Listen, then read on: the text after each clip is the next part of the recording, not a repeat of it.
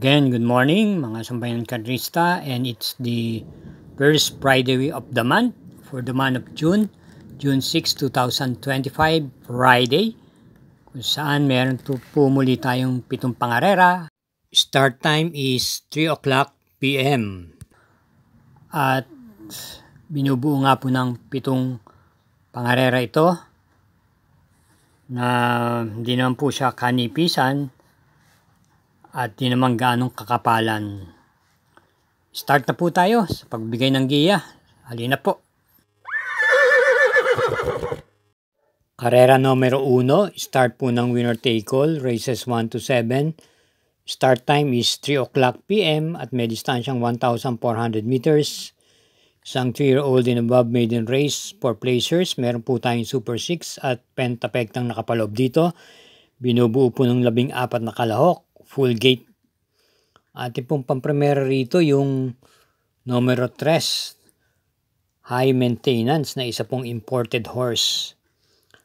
Galing po sa panalo sa kanyang barrier run nitong nakaraan, itong May 25, at maganda naman po ang kanyang ipinakita. Nag-champion po ng 1 minute and 14.2 sa distansyang 1,200 meters. Dulan po si GL Shego. At bilang panigundo po natin yung numero 13, Sir Aladdin, na bagamat nung pinakahuling takbo niya ay hindi po gaano nagpakita ng buti, pero sa kanyang barrier run nung May 21, ito po yung nanalo at nag-tempo naman po siyang 114.2, kabilang sa mga tinalo niya si main event. Kaya para rito sa karera numero 1, dalawa lang po tayo. Pampremera yung imported horse na numero 3, high maintenance. At panigundo yung isa pa rin imported horse na numero 13, Sir Aladdin. Karera numero 2, distance 1,200 meters. Isang class 5, split group 6 to 10. Start po ng pick 6, races 2 to 7 with 8 entries. Ating pong pampremera rito yung kalahok numero 1, Rule the World. Napapatubayan po ni PM Cabalejo. May takbong na isasabay sa unahan at pwede rin pong isunod-sunod lamang. Noong May 24, dumating po ito ng 5th pwesto. Kaya top of the line, lulan si PM Cabalejo. Bilang panigundo naman dito yung numero 5, Early Bird, na papatubayan po ni Edgy Guerra. Ito naman po ay dumating ng 3rd pwesto noong May 26 kay Ligiron. At bilang panersera natin yung numero 2, Step Bell, na malamang po siyang malyamado. Ito po yung may taglay pong remate at na-tersera lang to nung May 24 kay top of the line. J.A. Gusi po ang rerenda sa kanya. Kaya para rito sa karera numero 2, pampremera, numero 1, Rule the World. Panigundo, numero 5, Early Bird. Panersera yung numero 2, Step Bell. Karera numero 3, isang class 5, split group 11 to 15, distance 1,200 meters, start po ng peak 5, races 3 to 7, at meron po tayong 8 entries. Ating pong pampremera rito yung kalahok numero 1, Gold Digger, na natersera po nung May 9 kay Namayan, at from JPA Guse, kinambi na po siya kay PR Dilema. Dati po ito'y lihitimong derimate, pero lately, naturuan na rin po itong isunod-sunod lamang na siyang nakabuti naman po. Bilang panigundo po natin yung number 6, Grand Laughter, ni Joel Shego, nakagaling lang po sa panalo nung May 25 nang talunin niya si Malabon King. Same rider pa rin po, magdadala Pops M. Cabalejo. Ito po ay convertible, pwede pong iuna sa harapan, isunod o iparimate. At bilang panersera po natin yung kalahok numero 2, Caring Melody, na nakwarto pwesto po nung May 25 kay Grand Laughter. From AR Villegas, JA Pastoral na po ang rerenda. Kaya para sa karera numero 3, pampremera, numero 1, Gold Digger. Panigundo, numero 6, Grand Laughter. At panersera yung numero 2, Caring Melody. Karera numero 4, start po ng peak 4, races 4 to 7, distance 1,200 meters, isang class 5, group 5 for non-placers, at meron po muli tayong 8 entries dito. Pamprimera po natin yung Deremating numero 7 Top Romance na nagagamayan po ni D.L. Camanero Jr. Tumakbo po ito nung nakaraan, noong May 21, dumating po ng 4th pwesto kay Baling Rikit. At may champ po siyang 1 minute and 16 sa distansyang 1,200 meters. Bilang panigundo naman po natin dito yung kalahok numero 5 Princess Belle. Itong nakaraan takbo niya ay hindi gaano nagpakita ng buti, pero meron po siyang naita ng panalo nung May 10 kung saan nanalo po ito ng Hugando at kabilang niya tinalo sila Calle Loreto, Dynamic Dina. Pwede pong makasabay sa unahan at iparimate. AP Asuncion po ang magdadala. At sa distansyang 1,200 may 1 minute and 16.4 po siya. Kaya para rito sa karera numero 4, dalawa lang pong pili natin. Pamprimera, numero 7 Top Romance. Panigundoy, numero 5 Princess Belle.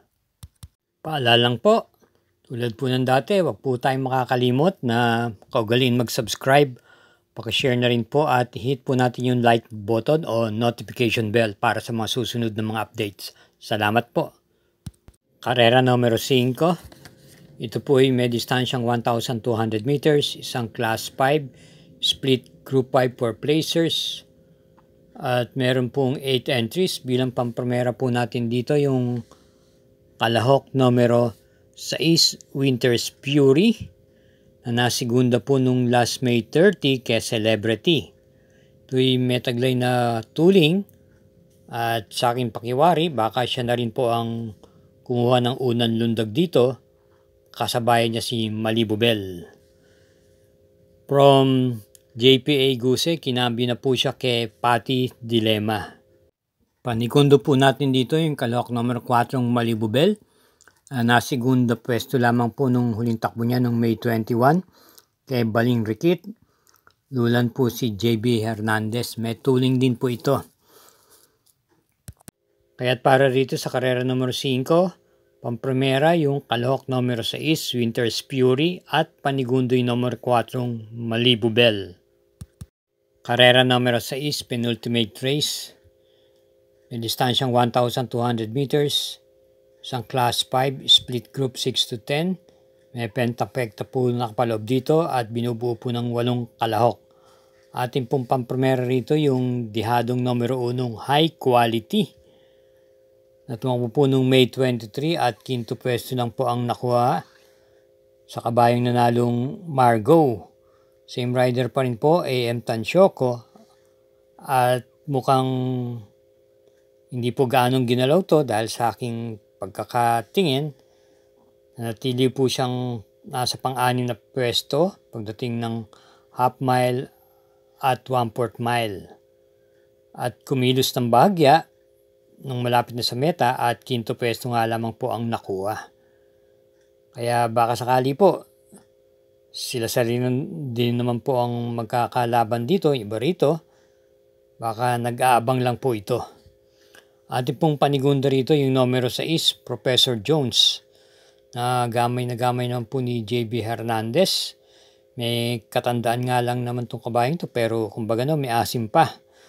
Ito po yung nasigunda pwesto naman po nung May 23 sa kabayang nanalong Ivan. May tuling at pwede rin pong i-pacing lamang. Bilang panersera po natin dito yung numero 5 Golden Jaraywa na matuling-tuling din po pagdating sa lundagan. Na kwarto pwesto naman po ito pong May 28 kay Caloocan Sap na siyang nanalo po noon at rerendahan po siya ngayon ni JL Lazaro. Kaya para rito sa karera numero 6, pamprimera yung numero 1, High Quality. Panigundo, numero 6, Professor Jones. At panersera yung numero 5, Golden Jaraywa. Karera numero 7, last daily double na po. Paratingan po ito ng winner take all, pick 6, pick 5 at pick 4. At may super 6 po tayo rito. Sa pong class 4, split group 16 to 21 with a distance of 1,200 meters, 8 entries. Pili natin pang primera, yung imported horse na numero 5, Feel the Burn. Ito po ay napang-anim na peso lang po nung May 25 kay Gintong Hari. At isa pong Derimati ito. Same rider pa rin po. AP Asuncion po ang rerenda sa kanya. At bilang panigunda po natin dito yung numero 3, Super Tatiana na rerenda po muli ni Dan L. Camaniero. Dumating lamang po ito ng tersera pwesto noong May 14. Kabayang nalong Service Deluxe. At panersera po natin dito yung numero 8 yung Service Deluxe. Nananalo naman po nung May 14, lulan niya si JT Pabilik at kabilang sa mga tinalo niya si Hinebra at gayon din po si Super Tatiana na tersera ron. Kaya para rito sa karera numero 7, pampremera po natin dito yung numero 5 imported horse Fildebern. Panigunda yung numero 3 Super Tatiana. At panersera yung numero 8 yung Service Deluxe. Enjoy the day mga bayan karerista. At sa muli, thank you for watching. Good luck po at naway matapat po ang ating mga giya. Paalala, ingat po sa ating pag-uwi. Salamat po.